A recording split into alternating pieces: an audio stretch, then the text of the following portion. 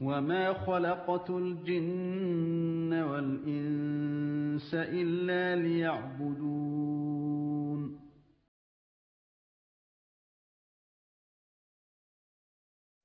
Est-ce que, est-ce que quelqu'un peut réfuter les chrétiens avec leur propre Bible, en citant leur propre verset? Naam, oui. Certains savants disent il n'y a pas de mal.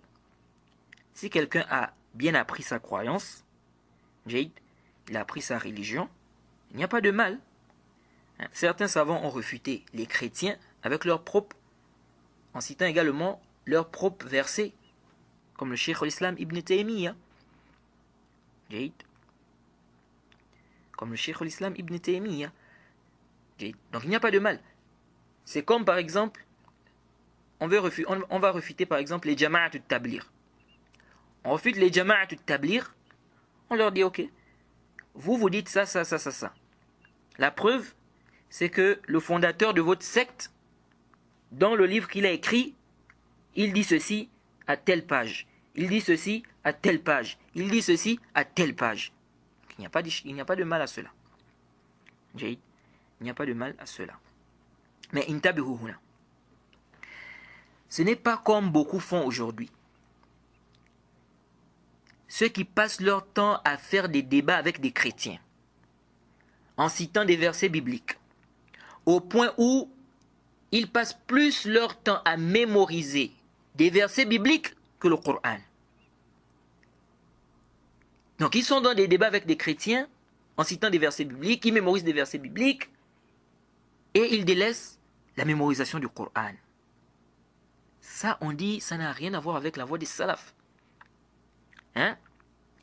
Le fait de se pencher, c'est-à-dire passer son temps à faire des débats avec la Bible, en mémorisant la Bible, en mémorisant des versets bibliques et en délaissant le Coran, nous disons ça n'a rien à voir avec la voie des salafs.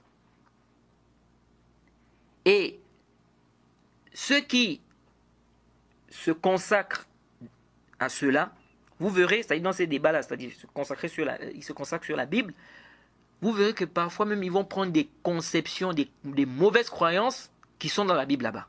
Parce que tellement il est dans la Bible, tellement il est dans l'étude de la Bible, qu'à un moment il va prendre des croyances là-bas et sans s'en rendre compte, il va prendre des croyances là-bas, il va commencer à propager ça. Pourquoi? Parce qu'il n'a pas bien étudié sa religion, il n'a pas bien étudié sa croyance. Et beaucoup de gens qui se lancent dans ces histoires des débats avec les chrétiens là, vous verrez que ce sont des gens, ils n'ont pas encore bien étudié l'islam, ils n'ont pas encore bien étudié leur propre religion. Mais ils se lancent déjà dans ces histoires des débats avec les chrétiens. Parfois on écoute de ces choses, subhanallah.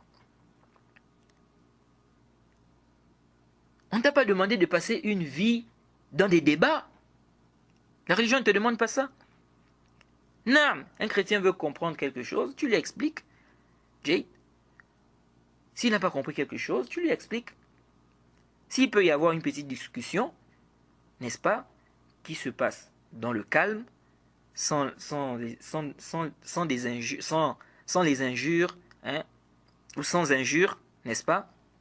Vous discutez dans le calme, dans la tranquillité, sans injures, il n'y a pas de mal. Un échange.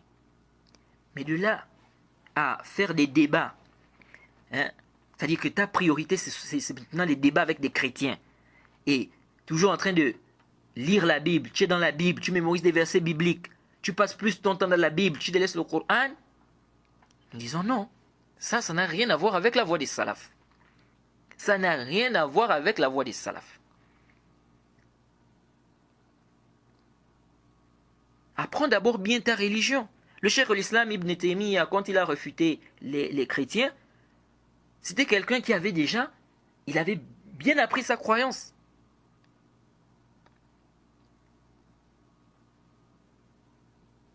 Quelqu'un n'a pas encore bien étudié, il se lance dans des débats avec des chrétiens. Et après, il égare des musulmans parce qu'il vient avec des conceptions qu'il puise dans la Bible. ou des conceptions qu'ils vont apporter parce qu'ils veulent refuter les chrétiens. Et puis les débats, il faut faire attention. Il faut faire attention. Quand quelqu'un est trop dans des débats, ça peut te pousser à mentir. Parce que tu veux convaincre ton adversaire. Tu veux montrer que tu as raison. Tu veux montrer que c'est l'islam qui a raison. Si elle ne te facilite pas, tu vas mentir. Tu vas mentir sur le prophète, tu vas mentir sur Allah, tu vas même mentir sur les savants de l'islam. Tu vas même parfois mentir sur le christianisme même. Vous voyez. Donc il faut faire très attention. Donc il n'y a pas de mal si quelqu'un, par exemple, écrit un livre. Quelqu'un écrit un livre où il refute les chrétiens. Et là-dedans, il cite certains versets bibliques en disant que vous dites ça, mais regardez ce que votre propre Bible dit. Vous ne respectez pas ce que votre propre Bible dit. Ou bien regardez votre propre Bible, n'est-ce pas, contredit ce que vous faites, etc. Ou bien plutôt, vous contredisez ce que votre propre Bible dit. Jade. Donc quelqu'un écrit un livre où il refute les chrétiens, il n'y a pas de mal. Ou quelqu'un fait un texte où il refute des chrétiens, ou bien un petit audio où il refute des chrétiens, il n'y a pas de mal. Mais de là à faire de ça, c'est-à-dire que ça devient une vie, c'est-à-dire que tu te consacres que dans les débats avec les chrétiens, débats télévisés, débats à la radio, débats télévisés, débats à la radio, tu cites des versets bibliques, tu es dans les versets bibliques, tu as mémorisé plein de versets bibliques, le Coran, tu n'as pas mémorisé. Ça, ce n'est pas la voie des salafs. Et est-ce que c'est ce que le prophète Mohammed sallallahu alayhi wa sallam nous enseignait?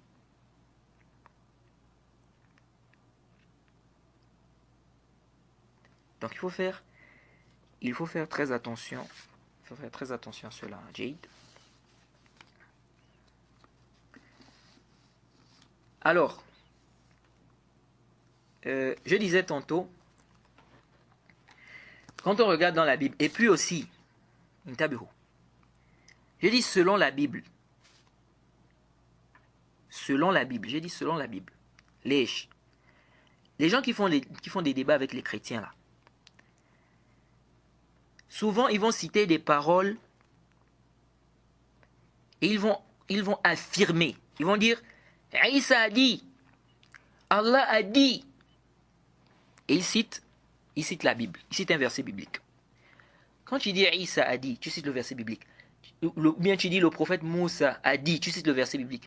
Qu'est-ce qui te prouve que Isa a vraiment dit ça? Sachant que les chrétiens ont falsifié les Écritures.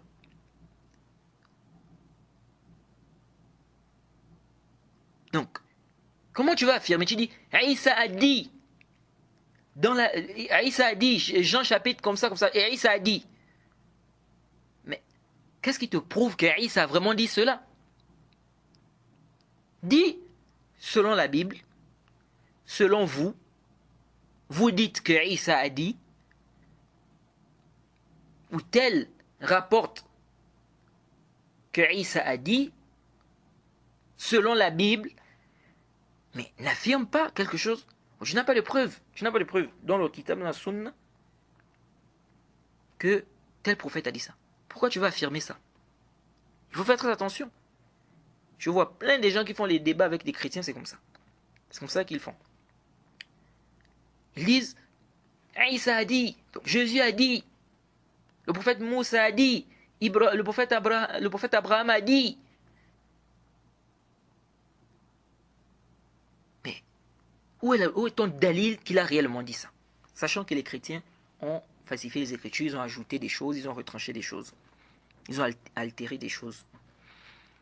Donc, dit, selon la Bible, selon vous, voyez. Donc, intabihu lihada. Alors, je disais tantôt,